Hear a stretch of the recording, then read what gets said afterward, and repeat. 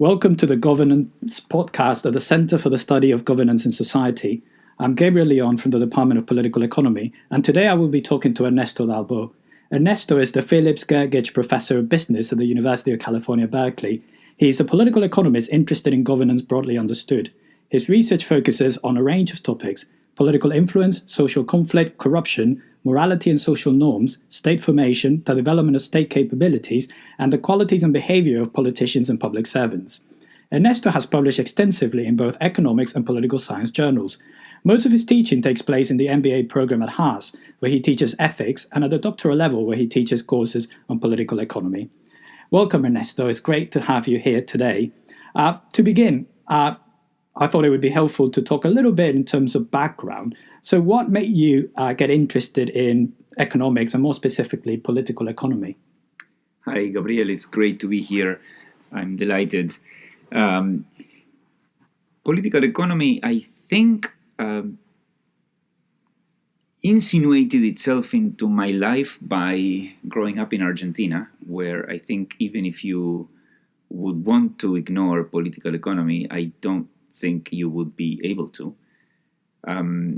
I remember having conversations at home, being a child already, asking about the government and how were things run, and noticing that things like the building of Congress, which is a very impressive building in Buenos Aires, my parents would tell me that's the place where the laws are written.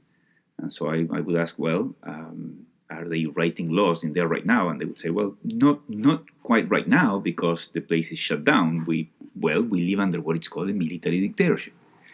So I can think of lots of flashes like that where being already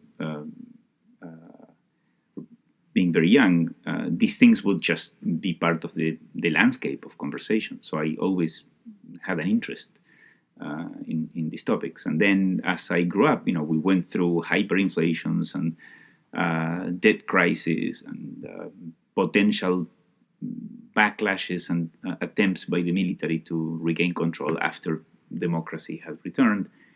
And I guess that feeling that democracy was fragile was also something that made me interested in the form of government and in the economics behind it, because I think it was clear to many of us, people in my generation, that the way the economy went had implications for what kind of government you got and what kind of liberties you would get to enjoy. So I think these two things, the economics and the politics, always went together in my mind. Oh, thank you. That makes sense. And that's what the Governance Center focuses on, that kind of interaction between economics and political science. So let's turn to some of your work. And in particular, your earliest work focuses on this idea that elites can actually influence political outcomes, partly by threatening politicians or public servants or by accusing them of corruption, even if there's no merit for that. So what motivated you to start basically by looking at that particular issue? I think this is some of the earliest work I did when I was a student at Oxford, and the reason I got interested in that angle is that a lot of the literature on capture and political influence postulated politicians or people in office as being auctioneers, people who were selling policy to the highest bidder. But my experience looking at people in my circle of family and friends, especially people working in the new democratic government after the dictatorship, was that there were a lot of people who were reform-oriented or reform-minded, who wanted to use government for good, and encountered very stubborn resistance. And typically the sequence would be that they would be offered some sort of inducement to be more accommodating to vested interests, and if the reform-oriented official were to decline such offers, then the attentions of these interests could get nastier. And this is something that's very easy to do in environments that are politically volatile, it's always easy to accuse you of something. And paradoxically, it's the case that often an honest person could be accused of corruption because, in fact, the vested interests might control judges. So when you began to track these kind of experiences, they didn't quite match the simple models that we studied, and they made for a pretty decent combination of facts and events, and so I began trying to parse them out. Yeah, so that's very interesting because there's this view held by a big fraction of academia, but also a lot of people on the ground, that all politicians are bad and all politicians are just trying to enrich themselves. And one of the points that your work makes is that actually that's not necessarily true, that some politicians are good. And it kind of raises the question of how do we go about then designing institutions that can, well, deliver those good politicians? That's, I think, there are two different tasks for us. I think one is to determine, well, can we prove, is it the case that there are good politicians beyond what our anecdotal personal experiences can tell us? Is that something we can see in the data? Is that something we can see in patterns of responses to shocks that theory would predict operate differently if you have good people in office? So that's one task. And the second one is exactly the one you stated. If those people exist out there, how do we get them into government? How do we get them to be politicians running for office, or how do we get them to be also bureaucrats, right? So governments, in order to do what they need to do, they are in need of permanent structures of competent bureaucrats that carry out the government administration day in, day out. So that has been a topic I've been interested in as well all this time. And so I think we're only beginning to scratch at the surface as to how do we design our institutions and procedures to attract these people. I think there are indications that better compensation helps, which might be perhaps a bit obvious, but it's not entirely so, partly because there are reasons to believe that if the compensation is very good, then maybe you may attract greedy types who might be competent, but not exactly individuals who think about the welfare of others. So there are some non-trivial challenges, I think, and interesting questions too. Yeah, I mean, there does seem to be a lot of cross-country variation in terms of sort of attractiveness of working for the bureaucracy, as it were. So France is always given as an example where actually what you want is you want to work for the public sector. And the UK is kind of in between. There's some very nice public sector jobs. And then there's other parts of the world, like Latin America, where that's basically what you do if you can't find anything else. At everything else. That's right. So it's interesting that in different countries you get different levels of prestige and compensation for working in government. In some places, as you say, it's a distinct mark that you're a total loser if you work for the government. So that clearly indicates different societies resolve these trade-offs differently, and they apportion resources to compensate these people in very different ways. Interestingly, I think it's not all about the money. There are other forms of non-pecuniary compensation that are very important. So prestige and a stable career are huge draws.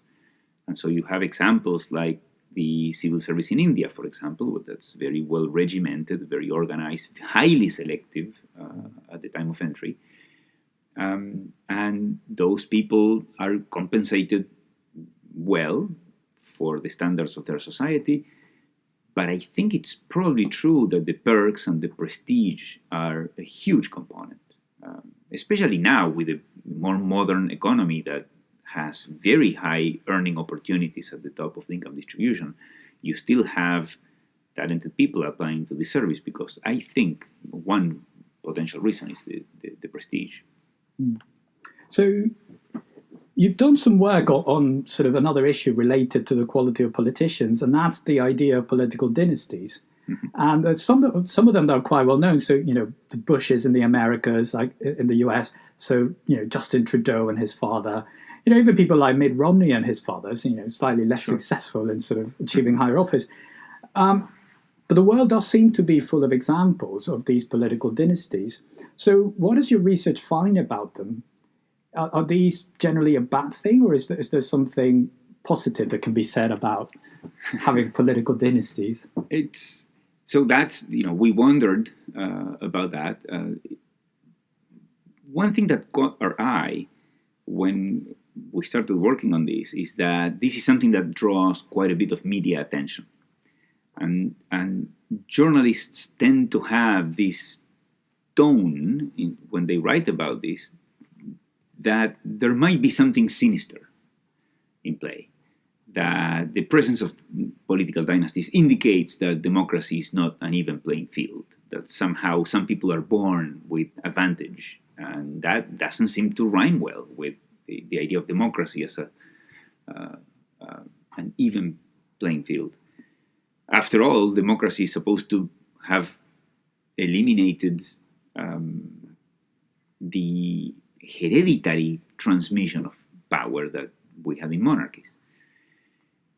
But to us, it wasn't obvious that the mere observation of all these dynasties is a bad thing. In principle, one could rationalize it saying that some families have very competent people, and those competence levels are inherited. Maybe they're genetically coded. And there's nothing wrong about seeing these dynasties. In fact, they may reflect the fact that there's some sort of meritocratic force at play. So to us, the objective was first to find out whether there's something to this idea that power begets power, that some people are born with an advantage simply because someone in their family held political power before, and then they will inherit some fraction of that for reasons that are independent of their own merits. And we got to analyze the data for the history of legislators in the United States, and you do find that it is the case that if some politician, by a stroke of luck, ends up enjoying a longer career, and we do this by looking at people who are closely re-elected versus people who are closely not re-elected. People who are re-elected end up having longer careers, they accumulate more power, they become more individuals with more leverage.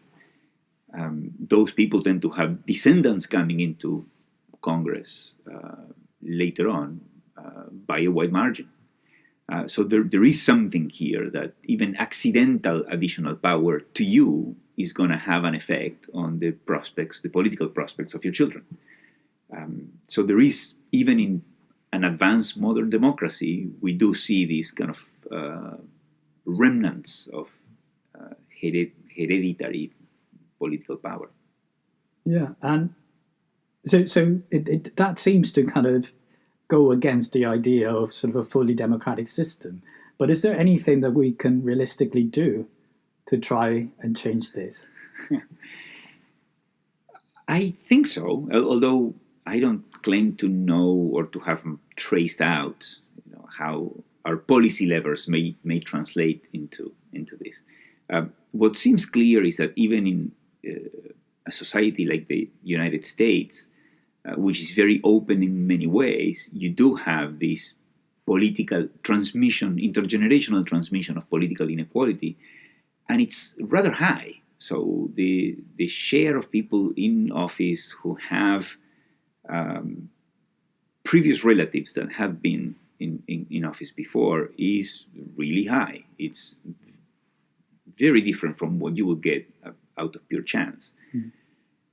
What seems true to me, and this is a speculation, is that the pool of competing candidates, the stronger that pool is, the more difficult it may be for dynasties to perpetuate themselves. And that may have something to do with having broader segments of the population have access to many of the things that dynastic members have. High quality, prestigious education, for example, the ability to then come into contact with networks of influential individuals. A society that has more mobility in terms of those opportunities is one that may have lower dynastic prevalence. Yeah, so sort of changing tack slightly and going back to, again, sort of kind of the quality of politicians, you've done some recent work on morals, which is a topic that economics doesn't really deal with, and political economy, I guess, does to some extent, but not very much. So what motivated you to start thinking about that issue using kind of a political economy economics framework? Maybe, I think the idea was maybe suggested by contrast, right? So morality is everything we tend to live outside the models that we study and teach. Although, by now with the development of behavioral economics, there's a lot that's been done moving in this direction. But it's a literature that it's relatively speaking in its early phases. I was always interested in where do values come from and what do they do. It seems clear that descriptively speaking, the idea of the Homo economicus is not 100% right, even if it's a convenient one for us to write models and come to some conclusions. But I think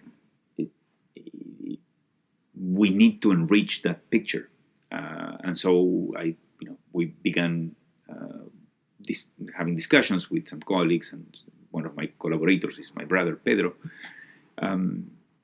To the extent that a lot of the rhetoric that people use in organizational settings, in political settings, appeals to values. Moral discourse and moral suasion are important levers of influence. But if we see that they are in reality, then why is it? And can we demonstrate in a controlled environment that they do have power? And so one of the studies that we did was a lab experiment where we exposed people to different forms of moral discourse, and we tried to see whether that exposure affected their ability to resolve social dilemmas. And well, we found that it does, although it tends to be short-lived. What is interesting, though, is that the effects of moral suasion or exposure to a moral discourse that recommends being a cooperative person become more permanent when they are combined with the ability of agents to punish each other. So when you put together the ability of people to punish each other for deviations, which is a costly activity in itself, with a moral framework, then that combination seems a powerful one that raises and maintains cooperation at high levels. So, I think there's a lot more that we would love to understand, but this was the first step to show that these instruments do have influence. So this is very interesting because it combines that idea about individuals being potentially good or bad or corruptible and non-corruptible with the context in which they operate. And that kind of motivates my next question, which is, a lot of your work focuses on individuals, while a lot of the literature in political economy in particular has focused on institutions, and individuals to a large extent seem to play very little role. So we talk about groups, social groups, elites, masses, but not really individuals. And I wonder whether you view your approach as being complementary to the institutional view or being to some extent just kind of a different approach, almost like a substitute to that view. I think it's gotta be complementary, in the sense that I don't think it would be. So let's think for a moment. What would it take for an individual-based approach, as you delineated it, to be a substitute? It would mean that then we would have a number of phenomena explained in a way that's completely institution-free. But I doubt that that's feasible. And the reason is individuals matter because they are heterogeneous, because they care about a number of things above and beyond the things Homo economicus does. But they do what they do and they care about these things given constraints. And they pursue the goals that they pursue given constraints that are affected by institutions. So I think these two things necessarily interact to produce the outcomes that we typically study.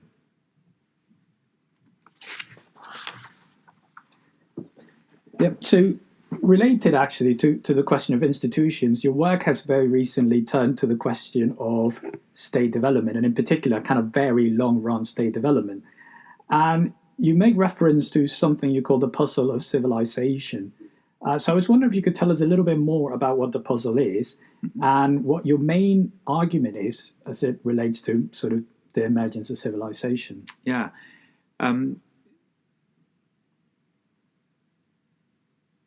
This came about given my interest in state formation.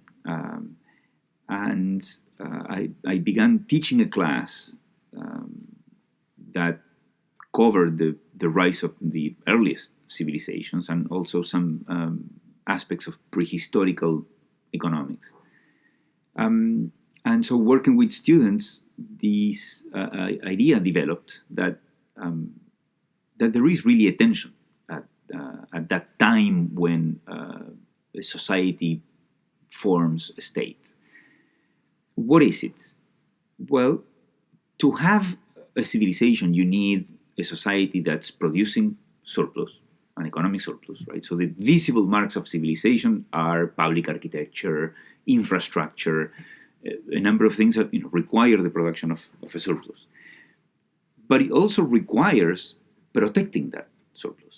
And interestingly, the early civilizations tended to arise in an environment that was violent and highly predatory. So what you have is the emergence of typically a settled food-producing population who generates a surplus and which defends it against the predatory pressures of surrounding populations, often pastoralists. Now, the one thing that historians have remarked is that the richer some of these proto-civilized centers became, the harsher the predatory pressures became, which generated, in fact, an incentive maybe not to develop a civilization at all. In fact, Thucydides, in his introduction to covering how Athens, Greek populations flourish, in the beginning he mentions that producing wealth out of working the land creates attacks by marauders, and that therefore that creates a disincentive for that prosperity to emerge. And that's the puzzle. So if civilization entails the joint attainment of prosperity and some security, but as soon as you try to become prosperous, your security declines, then you're not getting any closer to the goal, are you? So how did that happen, that some societies managed to generate both prosperity and the security that prosperity tends to undermine? So that's the puzzle. And so we've worked with a model to try to understand the conditions that allow that escape or that takeoff to happen. Okay, thank you. It's very interesting work. I was thinking we could talk a little bit more about Latin America, sort of returning to the beginning, as it were. There's a lot that's been happening recently, and in particular, the continent seems to be seeing a resurgence of authoritarianism and the return of charismatic leaders. And I wonder whether you have any ideas as to what can explain the rise of politicians like, for example, Chavez on the left and Bolsonaro on the right. Well, Latin America has a very rich history of populist, charismatic leaders. This is not new to you or me, for sure. And I am not sure that we are seeing a resurgence in charismatic leadership. I think most Latin American leaders tend to be quite charismatic. I think certainly more entertaining than leaders in other regions, at least to my taste. Maybe that's my home bias. What I think we may have seen is that some of them tend to come from slightly more extreme parts of the ideological arc. That I think is a concern. And this is something that's going on not only in Latin America, it's going on in even the Northern Hemisphere. Societies that you and I probably have admired for a long time as very civilized societies have seen plenty of extremism rising in the last few years. And I don't have a complete answer, but I think it's clear that in several of these cases, the economics matter. That the state of the economy, the cycle, crisis, these things impact sectors of the population that switch their political allegiance as a result. They decide that some of the previous, perhaps more moderate options that they had supported have not done well by them, and then they turn to alternatives. Whether that alternative lands on the left or the right,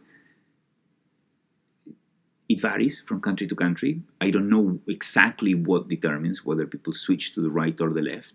Sometimes it may have to do with historical accident. It depends on how closely related to the dominant previous regime was the left or the right, and then people will go to the alternative. We are seeing that in several countries in Europe, and one that we have been looking at with collaborators in Sweden concerns Sweden, where a radical right party is now the third largest party. And in that case, it is discernible in the data that economic grievances play the role in making people who were negatively affected by the economy towards the radical right.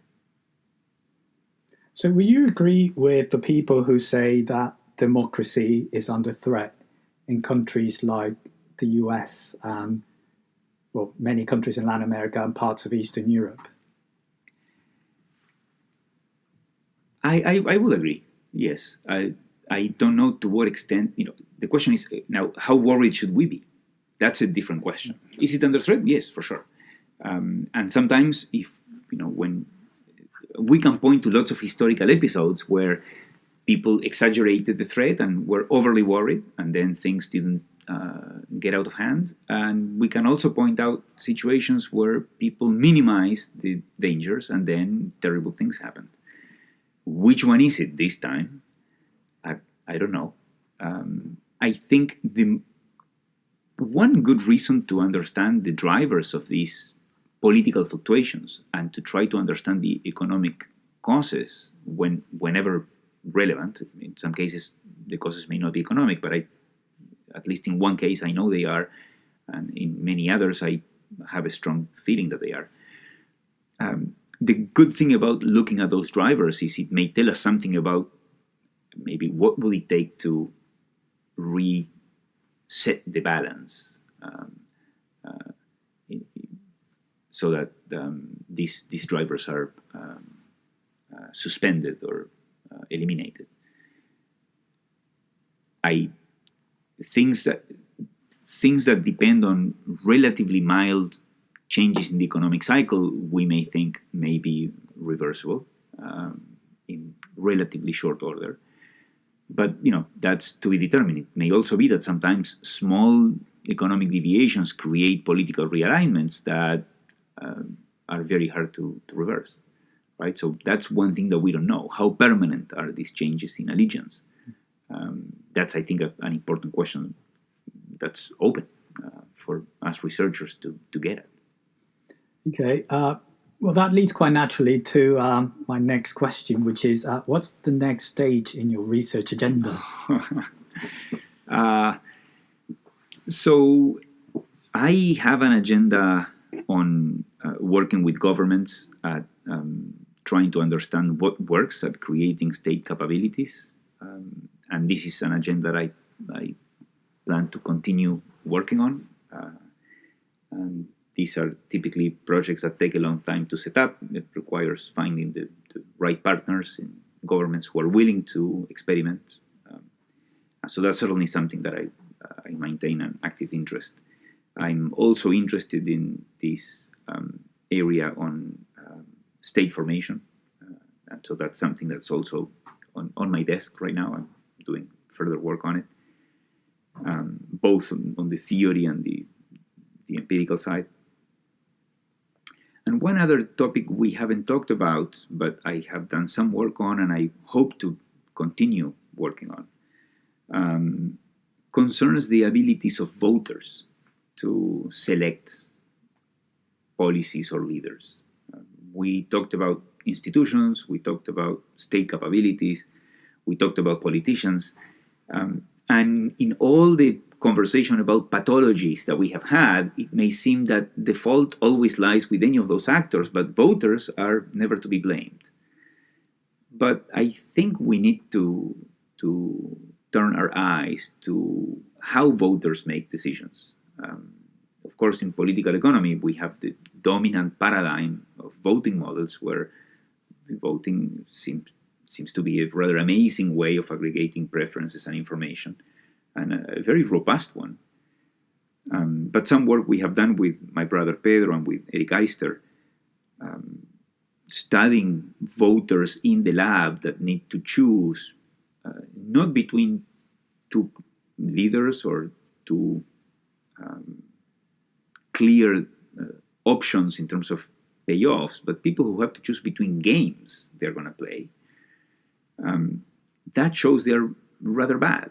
So if you have people playing a prisoner's dilemma, which is basically a more concrete example of a social dilemma, and you offer them whether to continue playing that game or play a game that's better for them in equilibrium, but which profile by profile seems to have worse payoffs, people stick with the prisoner's dilemma, although that's bad for them in equilibrium. So people are very bad at judging games based purely on equilibrium considerations. And we think that that's a reason to worry, because in real life, when politicians propose a platform or a policy, they don't tell us exactly what payoff we're going to get. They propose a policy. That policy is going to change the incentives of many actors in society. People are going to adjust their actions as a result, and then equilibrium effects are going to take place. And if we are bad at predicting equilibrium effects, that means we are bad at judging political platforms. So that's, I think, an area in which we desperately need more work, because it may lead us to have a position on how exactly should policy discussions or platform discussions be framed or organized so that people get the right conclusions. Yeah, thank you. That's very interesting. And it's a question that people in the UK have been asking themselves ever since the Brexit referendum. That seems nearly 3 years likely, ago. yes. Well, thank you very much. It's been a fascinating conversation. Thank you. It's been a pleasure.